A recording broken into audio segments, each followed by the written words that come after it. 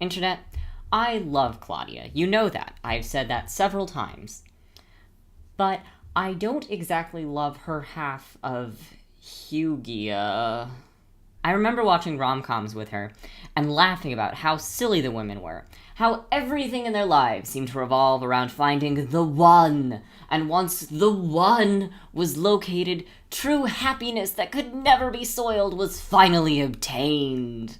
And she used to be so plain-spoken and to the point, like a reasonable person and a good lawyer, but now she goes off into poetry whenever talking to or about Hugo.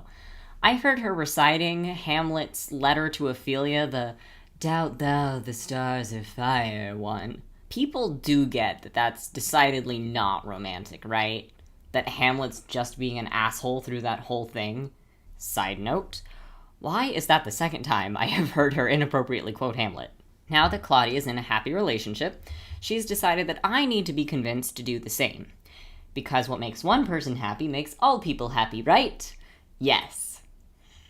The other day, she casually, or not so casually, asked me what I look for in a man.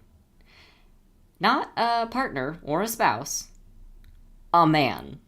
And she started listing off all the things she likes about Hugo, and about how he's everything on her list. And then she, very casually, asked me, what is on my list?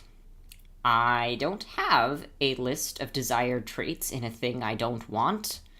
That's like having a list of things I look for in a migraine. But if I were to have a list, obviously rich, handsome, talented, a good dancer, a great cook, good with children, well-read, intelligent, like I'm talking at least 2 standard deviations above the mean, and of course willing to carry me everywhere so that I won't ever have to walk again. But his hair can be whatever color.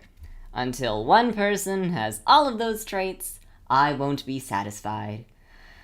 Alas. But then Claudia very seriously took my hands as if she were about to tell me that I'm going to die, and said, "Bonnie, do you like Brad?" See, I told you she thought that.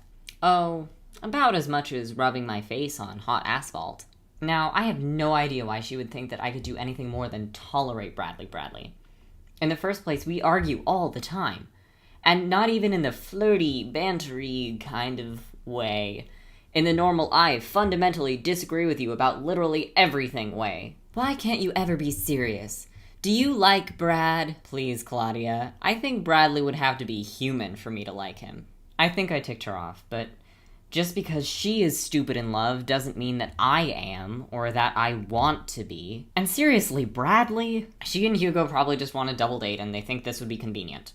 I haven't really talked to Bradley since he reaffirmed what a terrible person he is at the costume party. Not that I ever voluntarily talked to him about anything that wasn't work-related, but just right now, we're really not talking at all. Not even about work, if it can be avoided. And it's great! Finally, now that he's not arguing with me at every step of the way, I am so much more efficient, and my daily stupid quota isn't filled so quickly. So that's good. I mean, I don't want to talk to him about anything, but it's just different. Good different. But different. Really, Claudia. If I liked Bradley, would I be doing my absolute best to ignore his very existence? And if he liked me, would he be doing the exact same thing? No. No, he wouldn't.